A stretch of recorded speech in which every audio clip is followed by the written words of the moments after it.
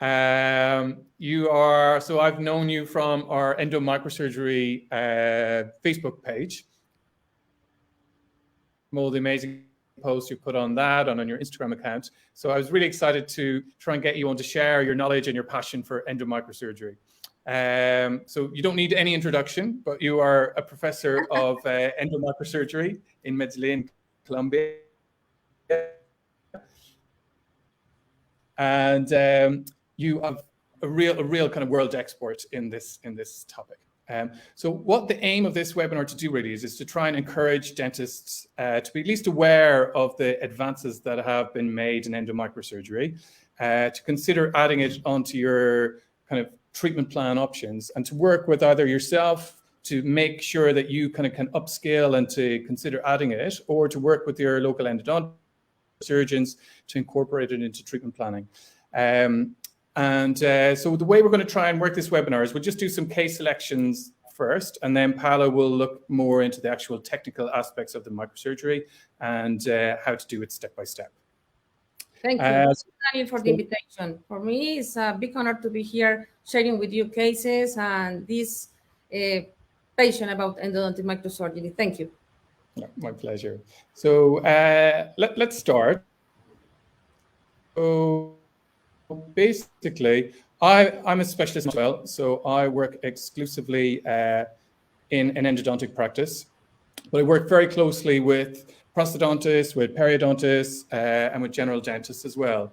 And one of the biggest kind of issues that we have is kind of treatment planning. And it's to make sure that we're giving patients the correct options and allowing them to make a decision then based on what their requirements are. So now it's got more difficult than ever to kind of make decisions, and it's there's so many different options available. Now there's whole extremes of cases where there's dentists who just do implants, and it's like all they want to do is implants. There's other extremes of dentists who just do endo and all they want to do is endo. But it's really important to have good knowledge of all the kind of options that are available and to be able to advise patients accordingly. Unfortunately, there is a perception that endodontic treatment isn't successful. And this is a case where a young girl was in her 20s, she fell and she has an incisal enamel dentine fracture here in her upper right one. And the treatment went well. You could have a root canal treatment, but that's not likely to work. And then you need to take the tooth out and you need to do an implant. So maybe you're better to do an implant straight away. And as an endodontist, this kind of thinking is really kind of upsetting to us because we know how successful root canal treatment is. And we know that the likelihood if you do technically good root canal treatment, likelihood of success. Even in small percentage of cases where root canal doesn't work, we have the option of doing endomicrosurgery on top of that. And again, for that, we've got extremely high success rates. Now, the problems if you do skip all those steps and you jump into implant treatment very early, especially on young patients, is that aesthetically, it's always more difficult to get a really nice aesthetic result with prosthetic replacements rather than the natural tooth itself. So if you look at this case here, look bone heights that are there. The bone has been held by the periodontal ligament and the tooth itself. So once the tooth is removed, you're going to start losing some bone. So you can see because tooth has been extracted, the bone crest has gone from here and it's dropped significantly around the implant. Then aesthetically as well, when the bone drops, you start to lose some of the papilla height as well around the teeth. So it's really important, especially for aesthetic cases, that if you can keep the natural tooth, it's going to be a benefit to the patient in the long term. So endo in general has improved massively over the last, even since I qualified as a specialist in 2008, all my protocols have changed massively since then. Now we have access to control memory files. We can do super conservative access cavities where we can preserve lots of tooth structure without compromising on our endodontic objectives. We can save pericervical dentin, and we can still get reasonable apical shapes to make sure that our cleaning and disinfection protocols are successful. Our obturation techniques have changed as well, where we can let me just go back here. So we can inject sealers into the canals. The flow rates are really, really good. So we don't have to do big preps to be able to get heated units deep down into it. So we can be a lot more conservative, preserve a lot more tooth structure. And the more tooth structure that we can preserve, the more likely that the teeth are going to last long term. So in my practice, when we see good root canal treatments, the biggest cause of failure is root fractures. So if we can preserve a lot more of the pericervical dentine, hopefully we can preserve the long-term prognosis of the teeth, because we know that when we get to land, when we've used good disinfection protocol, the likelihood of pure endo failure is quite low. So this is one of the first cases that got me really interested in endomicrosurgery. And this is a case we have lots of discussion with because there's so many treatment plans. This lady was a journalist and she'd been to 10 different dentists. So she had so many treatment plans and every single one of them were different. And what really intrigued me about this case is why that everybody has the exact same information that starts. It's the exact same patients, her finances are the same for everybody, but yet there's so many different protocols and suggestions how to deal with the issue. So her main concern was that she's got pain and swelling on the upper right 3. She said 9 courses of antibiotics to deal with this. So, I mean, the antibiotics will never get rid of the source of the infection. So she was fed up at this stage and just wanted to get a definitive answer to her problems. So in these cases, there's so many options that we do. So some of the treatment plans included removing, so she had lost her 2 central and lateral incisors when she was 16. This bridge this was the second bridge that was placed. She was in her 30s now. But prosthetically, all the margins are nice. It's well-fitting. She's happy with the aesthetics that are present. And the treatment plans ranged from extracting 4-3-4-3-4 and doing implants, all the way to removing the teeth and doing a denture, to dismantling all the teeth, removing all the posts, redoing all the endos, replacing the posts, doing new bridges. So there's a whole range of options that was presented to the patient. And it can be really difficult treatment planning these cases because there's so many factors that we need to take into consideration.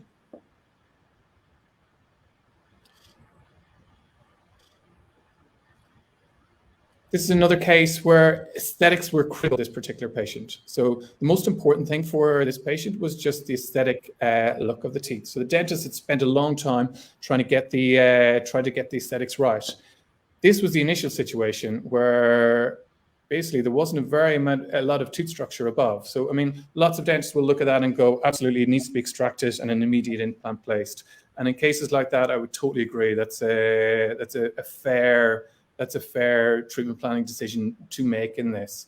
In this case, the dentist who actually normally does a lot of implants, on discussion with the patient, was worried that he wouldn't be able to match the patient's aesthetic concerns. And the main reason he was worried about that is just the proximity of the lateral incisor and the central incisor. And like the previous case, he was worried if he extracted this tooth that he was going to lose a lot of bone in this region between the central and lateral incisor. And therefore was worried about how the papilla here would look and the patient's concern. So this patient on presentation starts talking about stippling of the papilla. So he's a very, very, very conscious patient. So in the end, what they did was they placed a post, they accepted the root canal treatment that was there, they did a crown lengthening, and they got a beautiful aesthetic results. However, for the case, now the patient has pain and swelling on the apical part of the upper left 1. So now that leaves us in a dilemma. We've got a really large post. We've got a beautiful crown that's just been placed. We've got an apical lesion on the upper left 1. So how do we deal with this? So first thing for these cases that's an absolute must is a cone beam CT scan. I've worked with a lot of different scanners over time, and it's really important to have a cone beam CT scan where you can actually get the information that you need. So this is an example of the scanners we use. So we can see that there's apical pathology here associated with the upper left 1.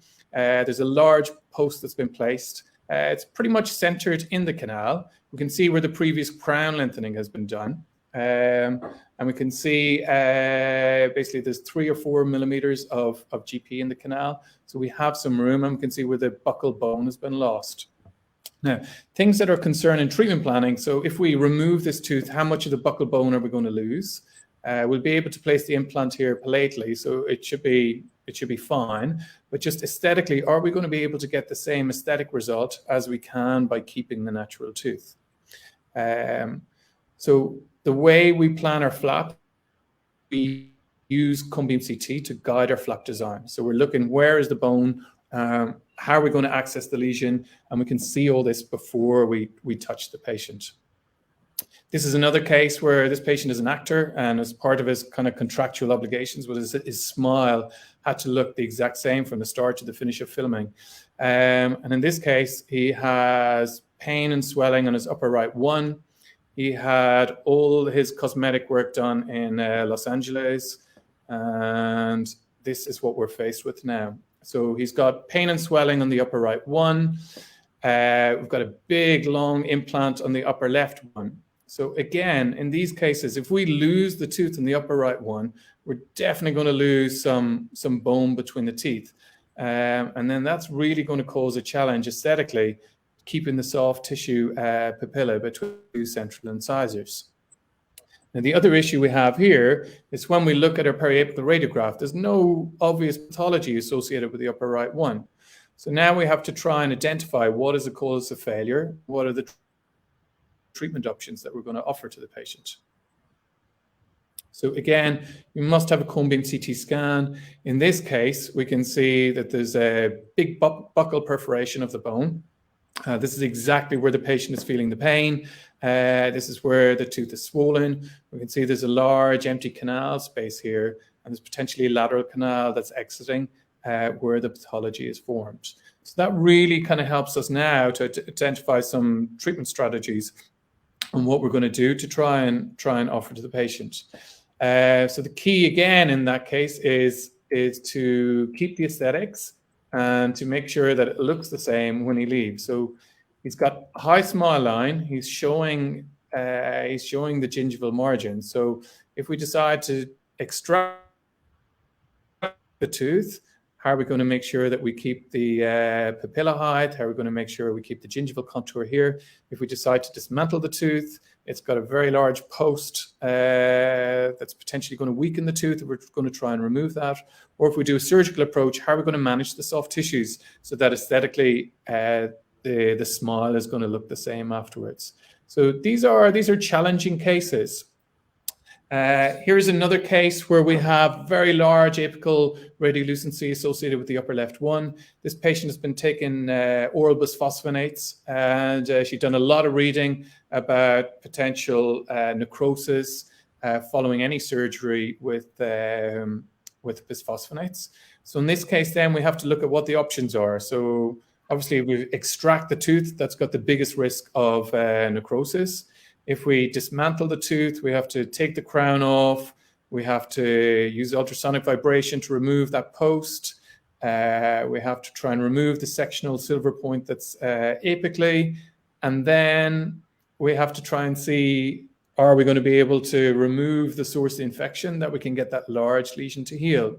The other problem in these cases is that she has a restoration on the upper left too. There's evidence of pulp canal obliteration here on this tooth as well. So our vitality tests were negative on this tooth, but is the source of this large lesion from the upper left 2 that's obliterated, or is it from the upper left 1? So how do we figure out these things when we're treatment planning?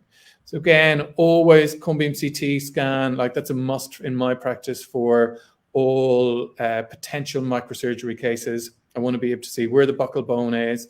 I want to be able to see the extent of the lesion. I want to see if it's perforated palatally or if it's perforated into the nose. I want to try and see where it's centered. And then that just helps us make decisions on what to do.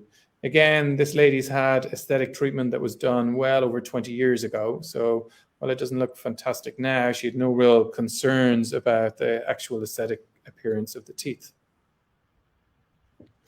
Perforations can happen. It's like the more endo you do, it's like there's always a chance that you perforate, and especially lower incisors teeth, they can be really, really narrow. As this was a case that was done by a specialist colleague. So even dentists who do endo day in, day out can perforate. And often what can happen is it's like you try and follow, if you're looking at the adjacent teeth when you're doing your access, and if you follow the long axis adjacent teeth, you can just go slightly off course. So here, after the perforation, we've got a large lesion that's affecting multiple teeth. We've got technically a good root canal done. There's been an internal repair of the actual perforation that's there.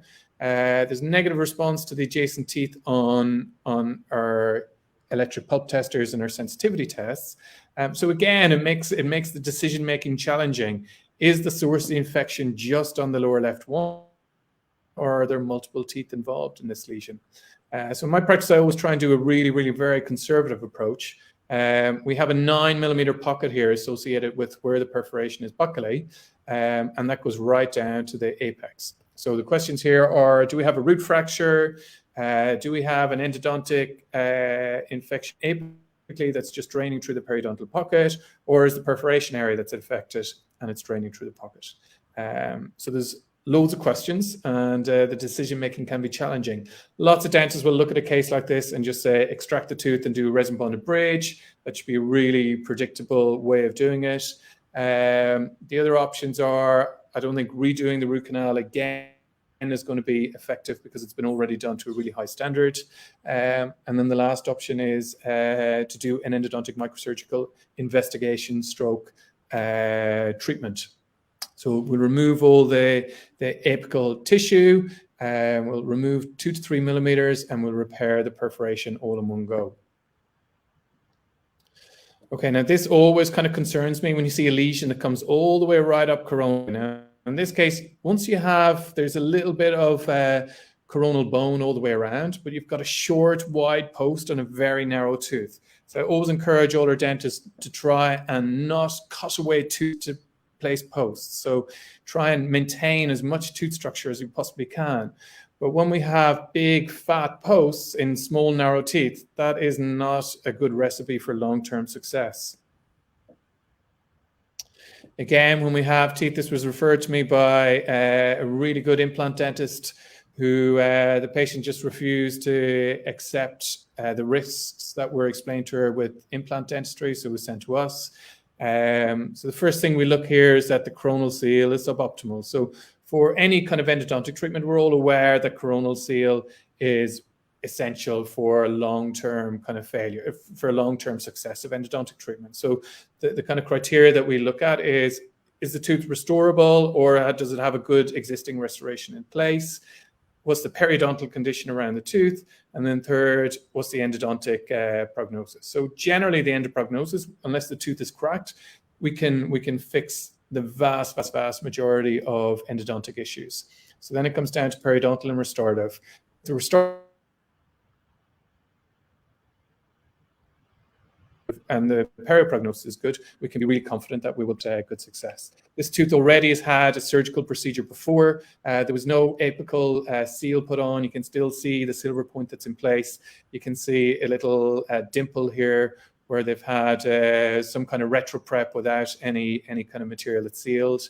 But the main issue to start off with is we need to remove the crown and get a coronal seal. Then we can assess the post. If the post looks like it's sealed well, then we can potentially accept that. If the post is leaking, then we know we have to remove the post as well. But the call is structurally this a good tooth to try and maintain, or are we better off to do another option?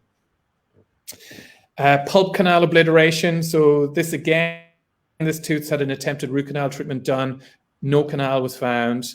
And then a surgical approach was done where, again, a little dimple was made on the side of the tooth. Now, invariably, when we go into cases like this, where the old retro prep and filling was placed doesn't normally correlate with exactly where the apical path of exit is. So that's why it's so important. And Paolo's going to talk about the technological advances and why a lot of previous surgery that's been done, there was a lot of difficulties in being able to identify the real precise anatomy and to be able to execute the treatment well. However, having said that, this is a tooth that lasted like 15 years in this condition. So it's obviously had pathology for a while, but the tooth is still present. So the main concern for this patient was they weren't aware of the large endodontic lesion. The main issue that they had was an aesthetic concern. So as always, when we're kind of treatment planning, it's not things that we want to try and fix. We need to listen to the patient's concerns, explain to them the biological biological condition that's there, and try and offer options that are going to address their concerns. So in a case like this, do we try, obviously one, we have to get a cone beam CT, again that's mandatory for these kind of cases, identify where the cause of failure is, identify where the canal is, and then decide, are we going to do an orthograde approach or a surgical approach? Now in a case like this, if this tooth is going to need bleaching, do we try and do an orthograde approach, or if it's complete canal obliteration, just do we do an access cavity and try and do some internal, external bleaching and deal with the endodontic issue separately? So again, so many different options in all these cases. Then we get referred cases where it's already been, the treatment's already been completed by an endodontist to technically really good standard, but there's still pathology. So these are some of the rare cases we get where good endo has ultimately failed. So in these cases, structurally the teeth are intact. We're not worried about durability. Periodontal condition is fine. These are pure endo failures. So again, have a cone beam CT essential beforehand. So look at this tooth. Loss of buccal bone all the way up to the base of the nose, perforation into the base of the nose, and there's some perforation palatally as well. So if we extract this tooth, we're going to lose this buccal bone. And then all of a sudden, it's so much more difficult to try and restore this in an aesthetic way. Now you can see the tooth has gingival inflammation from composite veneers that were poorly contoured. The patient has actually really good hygiene, but it's like restorative issues that have caused the inflammation around these teeth. The tooth has been extruded, and her original treatment plan was actually to try and get that tooth back into position without actually addressing the underlying cause of the issue. So in these cases, if we can use endomicrosurgery to, first of all, we need to get the gingiva healthy.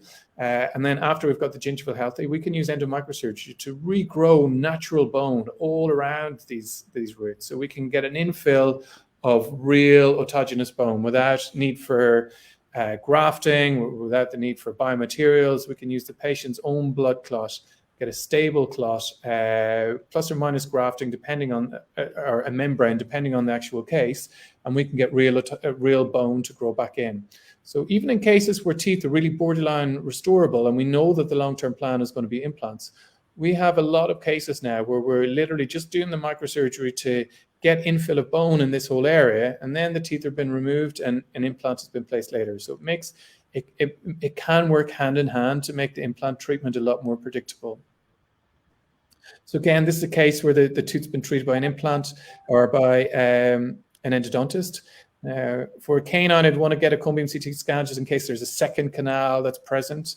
But look at that she's already had an implant in the upper three. So there's kind of a myth that implants are successful 96, 97% of the times. But we see with the practice I work in London, used to be one of the biggest implant practices in London. And now they've cut down on the number of implants they've done massively by having lots of focus on perio, endo, and they were already brilliant restorative dentists. So the whole focus of the practice has changed to preventative regimes, because over time they've just seen so many problems with implants that technically they need to be planned really, really well.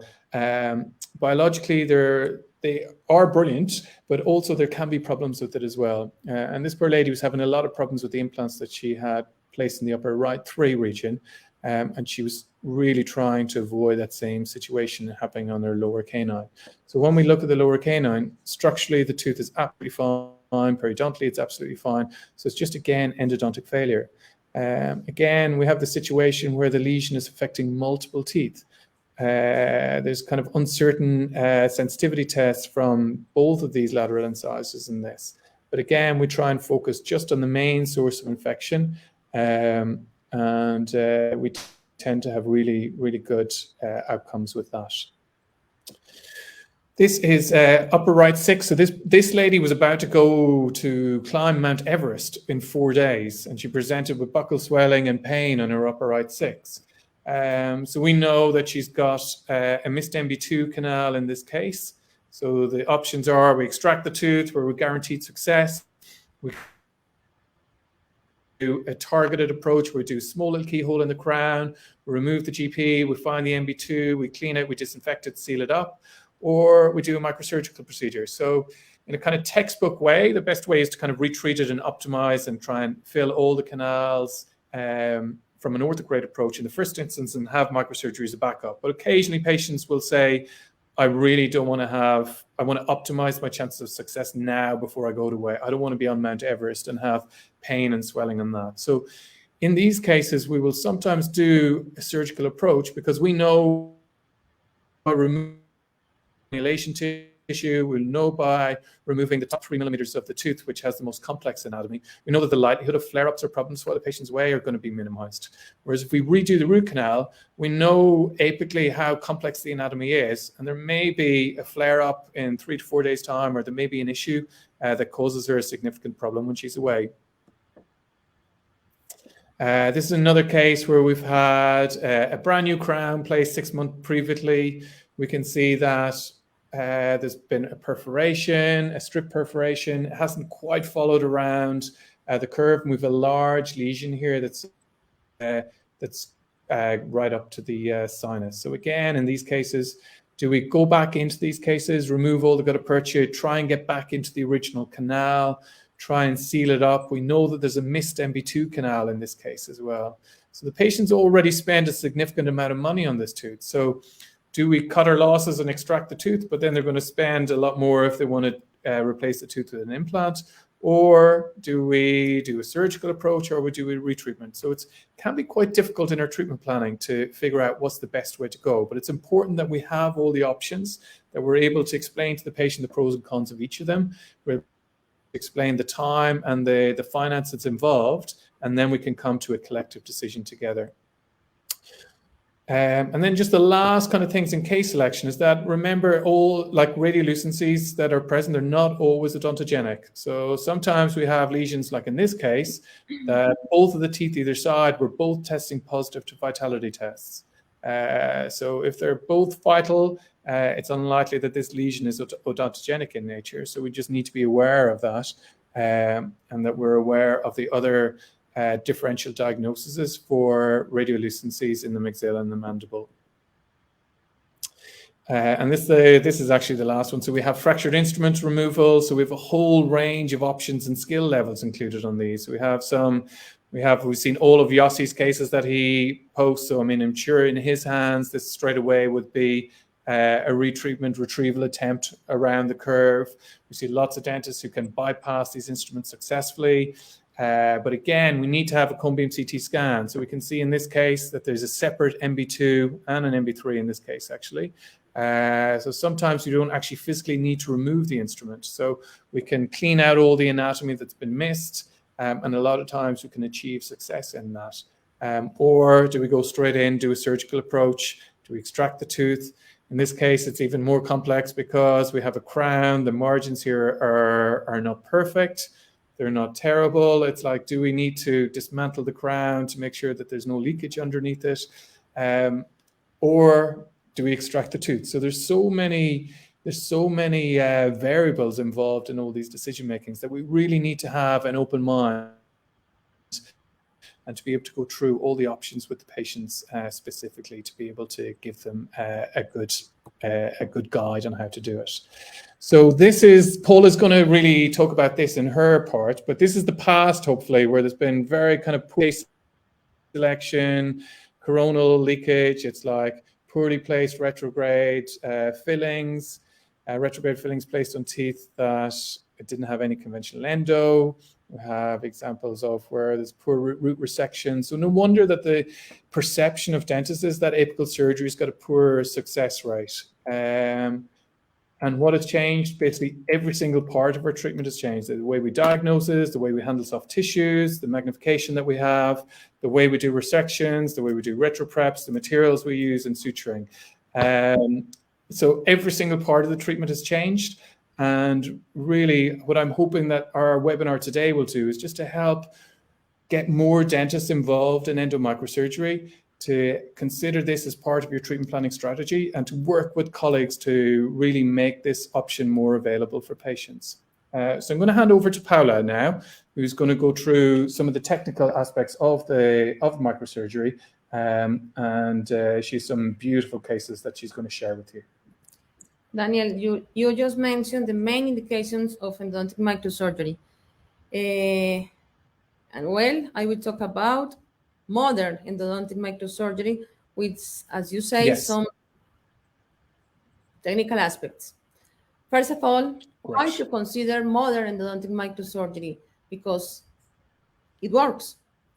In this research published by Dr. Kim and his work, in the first part, they compare the positive outcome of traditional endodontic surgery to endodontic microsurgery, and look at the difference: 59% versus 94%.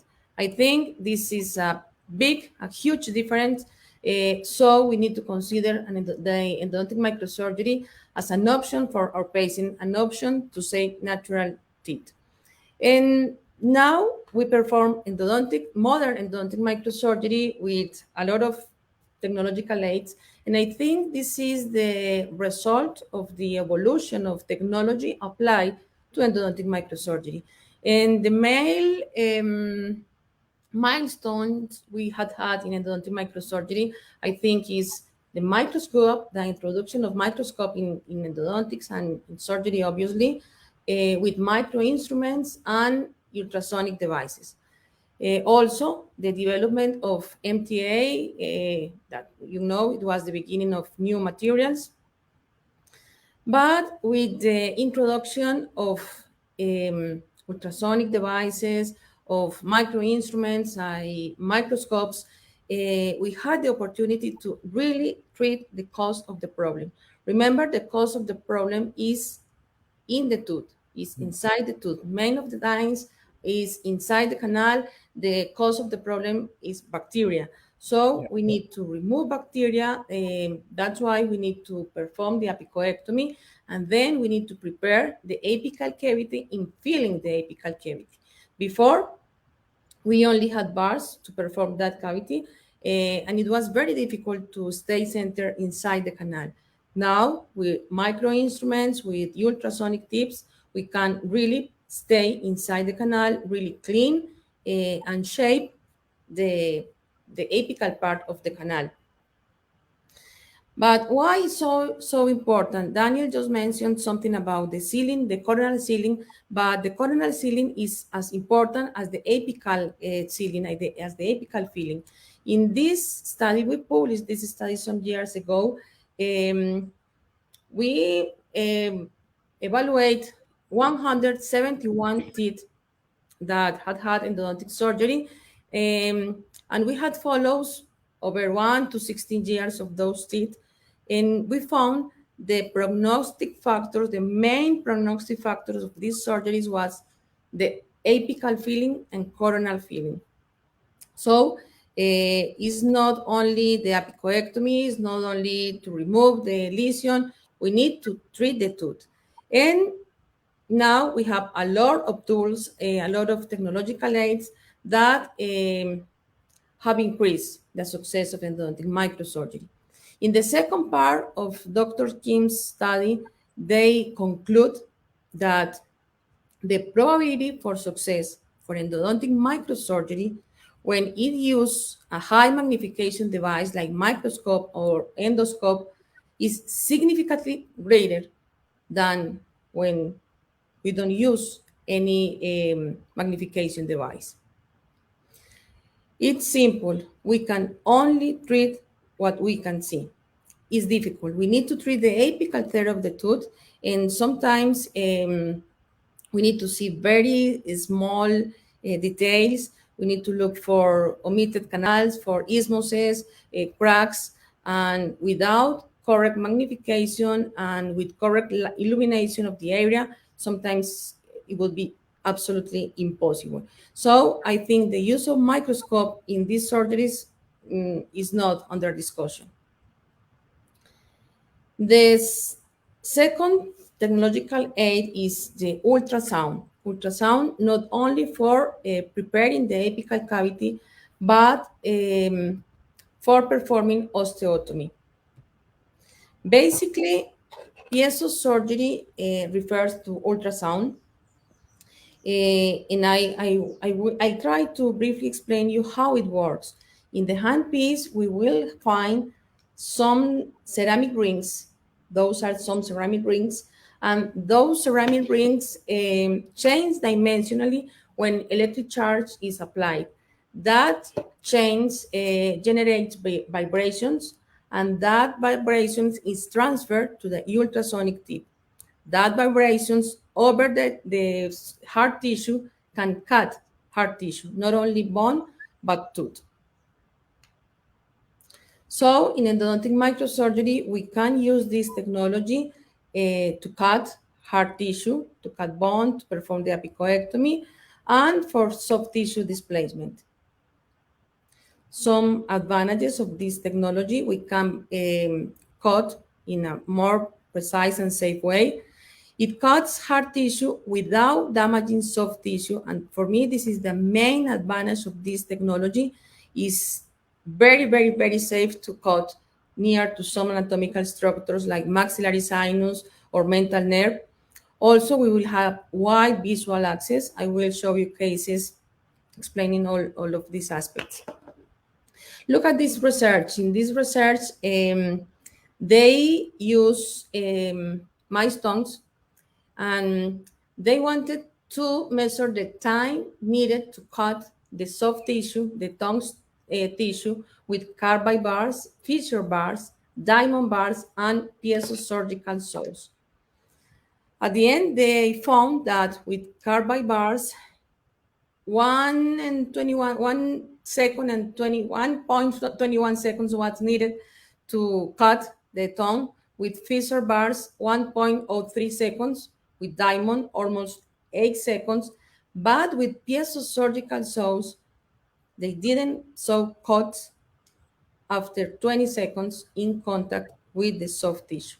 So we can touch the soft tissue. We can be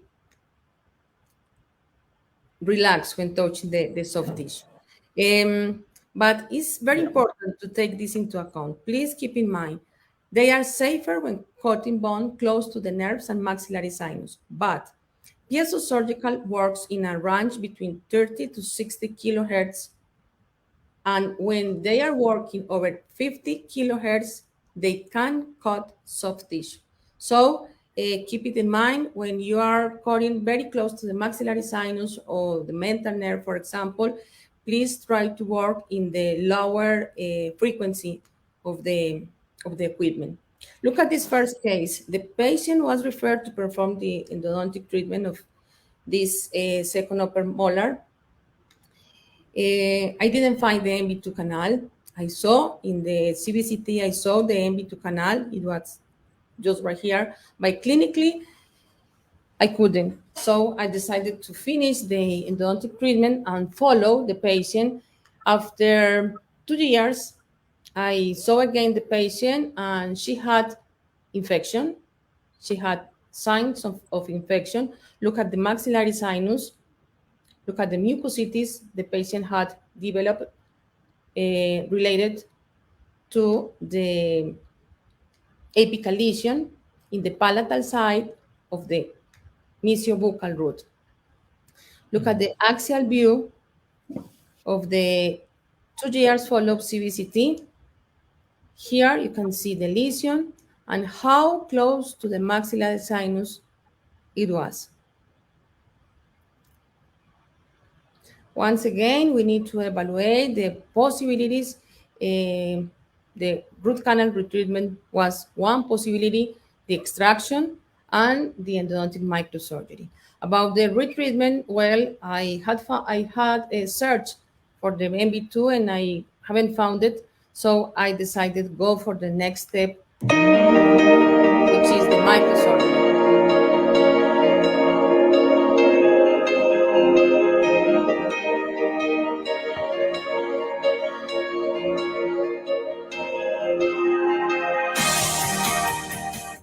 I would like to highlight from this case the cutting ability of the piezosurgery devices.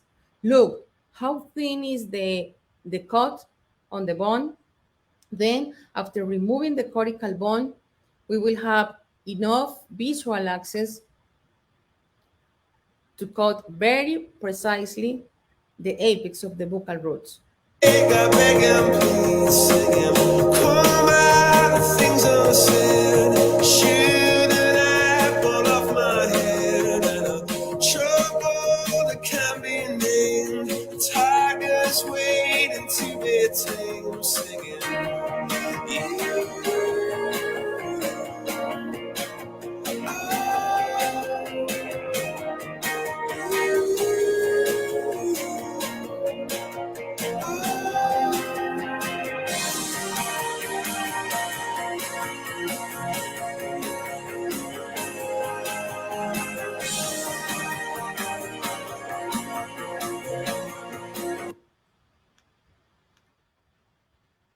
Then, and after removing the buccal apex, look at the image. This is the membrane, the sinus membrane.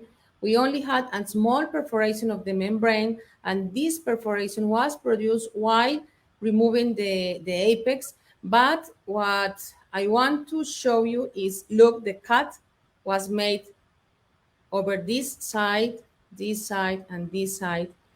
The instrument was in touch with the membrane over these sides, and we didn't have perforation with the ultrasonic device, with the piezosurgery saw. That's beautiful. Yeah, I think this is the proof of it works. It really works. We will have better bone healing than with rotating instruments. There are some articles in the literature that have shown that there are more favorable osseous repair and remodeling when cutting with ultrasonic than when with cutting with low speed or high speed bars. A lot of studies have compared the bone results, the bone healing, when cutting with both kind of instruments, and most of them conclude that we will have better early stage of healing, better integrity of the bone. We will have higher BMP's production. We will be faster healing of the bone, better control of the inflammatory process, better bone remodeling, better microcirculation.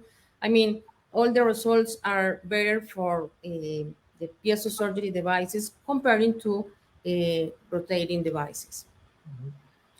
Look at this case. I think in cases like this, there are not much options. The only option here for me is the endodontic microsurgery. We had a full crown restoration, a well-adapted full crown restoration, which is important. The post, a cast post, and the apical lesion related with the mesial root. And look at the anatomy. It's not easy to find the apical tear of the canals, of the mesial canals. So the only option here for me is the endodontic microsurgery. After elevating the flap and exposing the bone, we perform a cortical window technique.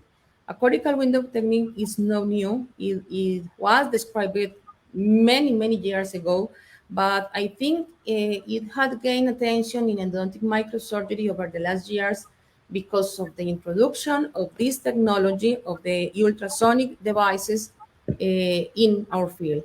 So what we do is cutting the window, then remove the window. We maintain the bone in saline during the surgery, and at the end, we can put the bone back. Let's see.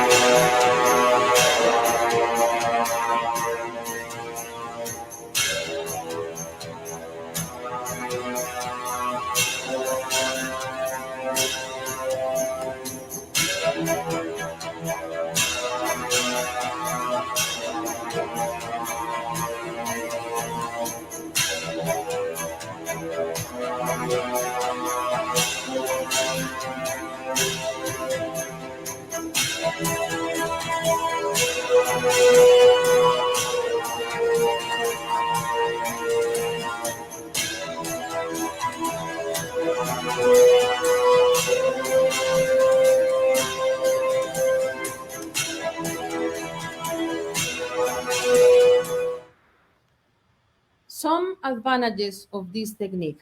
We can reconstruct immediately the bone defect. This is natural bone. This is autologous bone. So it will act as an autograft, which is the gold standard when talking about grafting materials in endodontic microsurgery. Also, we can have a wide visual access because if you need, you can do a big window. You can do it for 1 or for 2 roots in cases like lower molars. It's very common to use this technique for lower molars. I think it's easy, and we can have at the end a predictable healing of the bone. This is the case 6 months after surgery.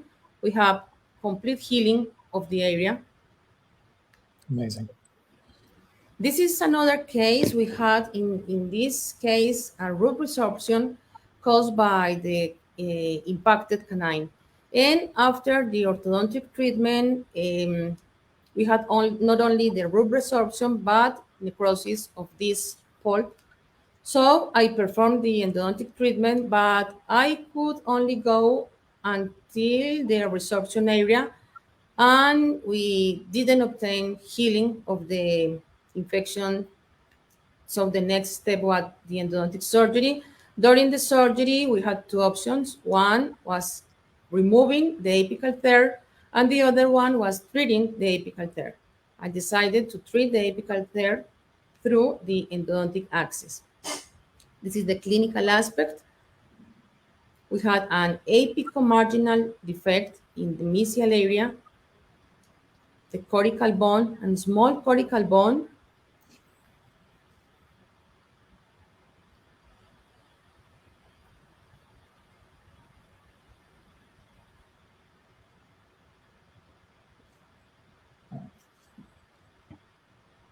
Some years ago, we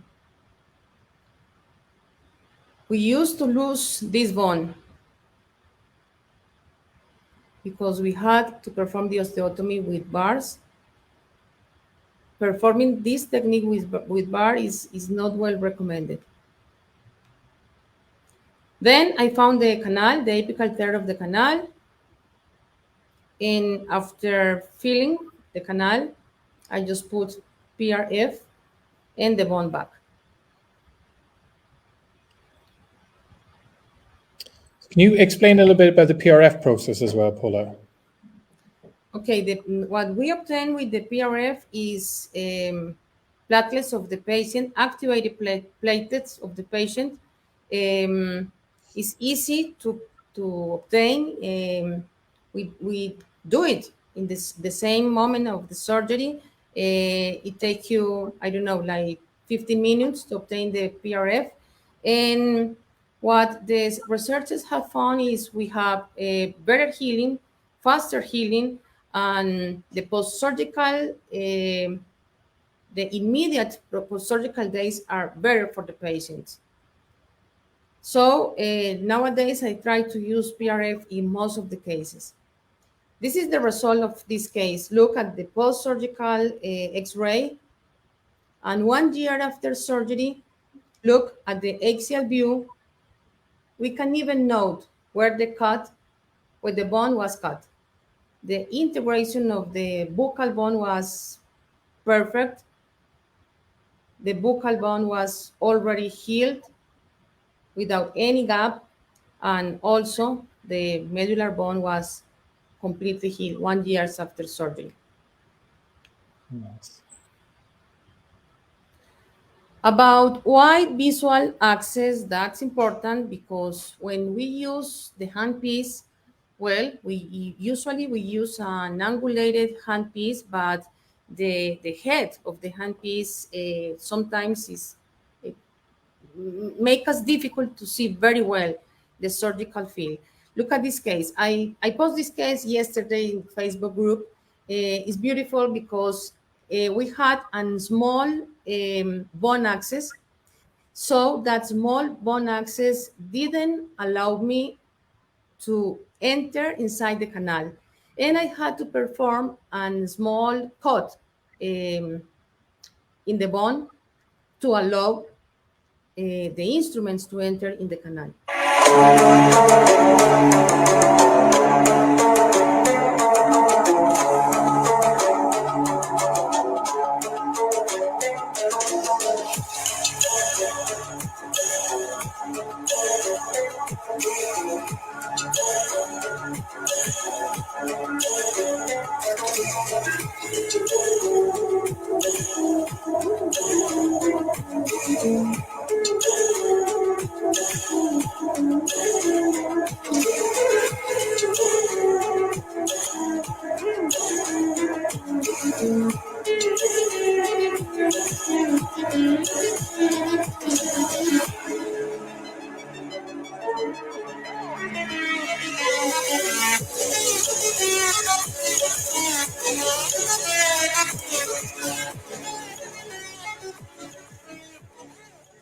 It's Yeah, I not. think it's really important to have the ultrasonic tip free, because especially when you start to do microsurgery and you're not that experienced, I think you underestimate how to get the proper access along the long axis of the tooth. So very often when we're kind of redoing microsurgeries, we can see that it's gone too far lingually or too far palatally, whereas actually you need to make sure that you've got the room to get your ultrasonic tip in so you can actually follow the GP, stay in the center of the canal, and it's often a little bit more buccally than you think. Yeah, yeah. And there is a tip. If there is good aperture inside the canal, you have to see good aperture when cutting with the ultrasonic tip. Yeah, If you don't see good aperture, you are not inside the canal. You are cutting them. exactly. Yeah. Yeah. Yeah. So, and a lot of that then is just the feel. So you're trying to, it's like the same way you're doing your orthograde endo, you're trying to have the tactile feedback. It's the exact same for surgery too. It should Yeah. feel very soft as you're going through the GP without any resistance. And we can do a small cutting of the bone. We don't need to cut much bone. We don't need big osteotomies. I think it's a big advantage of these kind of instruments. Well, Absolutely. I think as well with your cone beam CT planning, it's like what we talked about. You plan your flap from the cone beam CT scan as well. It's also you plan your osteotomy from the scan too. So you don't even have to, when you actually go to execute the surgery, you know every single step what you're going to do. You can visualize how big your osteotomy needs to be. You know exactly where the roots are, and it's a completely different procedure to how it used to be when we used to literally lift up flaps and kind of investigate. It was now we know what we're looking for before we start. you have mentioned something very interesting. You said something like the soft tissue needs to be the same than before surgery or better, something like that. But I'm absolutely agree. After the surgery, the soft tissue needs to be the same or better. Absolutely. Yeah. Absolutely. And it's because I think it's I mean for that's where we see where a lot of people when they try to do surgery but they don't have the soft tissue skills. I think before you do microsurgery, it's really important to learn how to suture well, learn how to cut flaps cleanly, learn how to raise the tissue gently, and it's a very simple process once you've kind of practiced it, but it's crucial before you start getting into the intricacies of isthmus cleaning and all the kind of grafting and PRF, all the kind of complex stuff. You really need to master the basics of surgery first. Yeah. And I think it's one of the most beautiful parts of the surgery, the soft tissue management. Yeah. Well, less noise with ultrasonic devices. This is another advantage, maybe not for us, but for the patients. You know how the patients feel with the hand pieces. Look at this comparison. Let's see the noise of the surgical handpiece compared to the noise of the piezo surgery saw.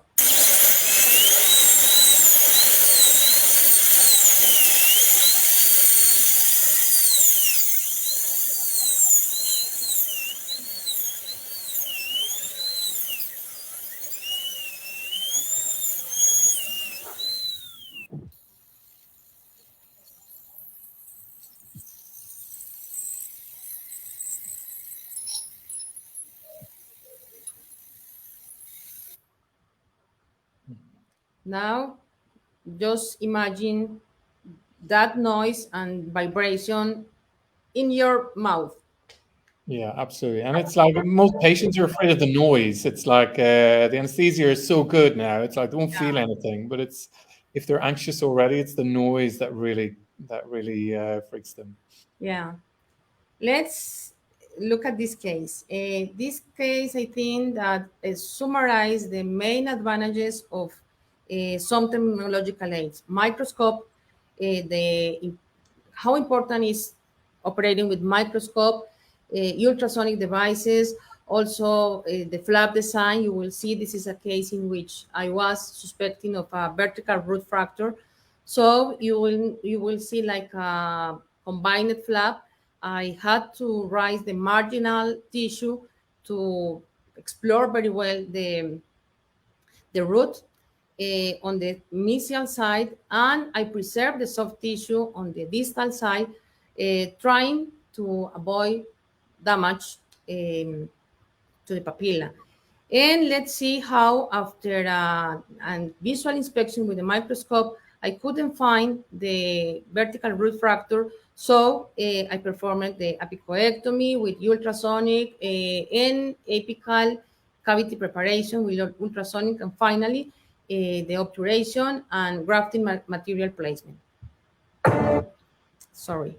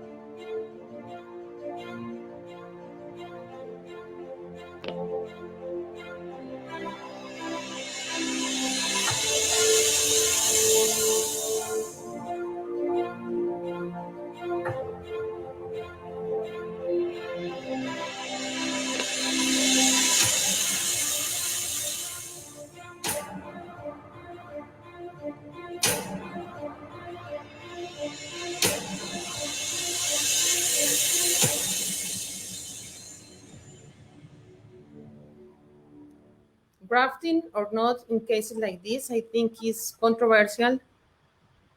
In this case, I felt I needed. The lesion was big, and also we had an apicomarginal communication, so I felt it was better to do it. Yeah. Today, endodontic microsurgery must be considered as a predictable endodontic treatment to save natural teeth. I think it needs to be considered an endodontic treatment. It is. And finally, I want to invite you, everybody, to join us in the Facebook group. The Facebook is Endodontic Microsurgery. Now we are over 12,000 members, Daniel. Congrats. Yeah, no, amazing. And it's and you've made a huge contribution to the group as well in like your amazing cases that you've joined. I think some people feel that because you've posted so many amazing cases, they feel intimidated. But it's like, I think it's not about, like, all your documentation and stuff is so good, but the whole purpose of the group is to really encourage people to consider incorporating microsurgery into their practice. And it's like, and if you feel you can't do it yourself, but to work with clinicians around you who can offer that to your patients, because at the end of the day, your own natural tooth is always going to be better than any prosthetic replacement, assuming that restorability and perio is good. We really have a lot of answers for a lot of the endodontic kind of problems that we're faced with now in practice. Yes, we have in our hands a treatment with a high rate success. So let's do it. Let's do it. More people doing it. Learn. We can teach you. Exactly. And part of what we discussed earlier on, so we're really excited that we're going to try and launch an international program between London and Colombia, where we can train people in how to get more proficient at endodontic microsurgery. So we can do demonstrations in London. We can do basic surgical skills where you learn how to raise a flap, you learn how to suture properly, you learn how to handle the soft tissues. And then with Paula in Colombia, you can get live patient, like you can do the surgery on patients yourself. So with supervision from Paolo and Filippo as well.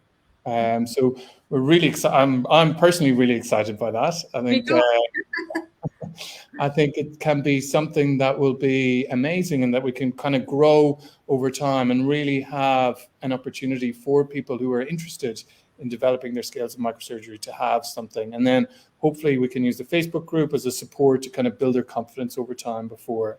I think what we found personally in a lot of the kind of endo microsurgery courses we've done is that people know the theory and they know the basics, but then they fail to execute the actual practical part of it. So we really want to try and offer something that you're going to get hands-on experience, you're going to have mentors for it afterwards, and then we want you to go and actually do the treatments, line the cases up and do it. Yes, you will see it's very funny. Excellent. You will really enjoy. Okay, Daniel, I don't know if there is. I think we've reached the time. Thank you so much for an amazing presentation. I think. Oh, thank you.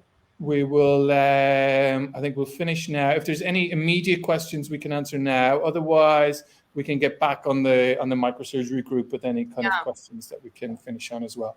But thank you so much for your time. That was amazing. Lovely to speak to you in person, and we will see you soon. Okay. Bye, everybody. Bye. Bye. Bye.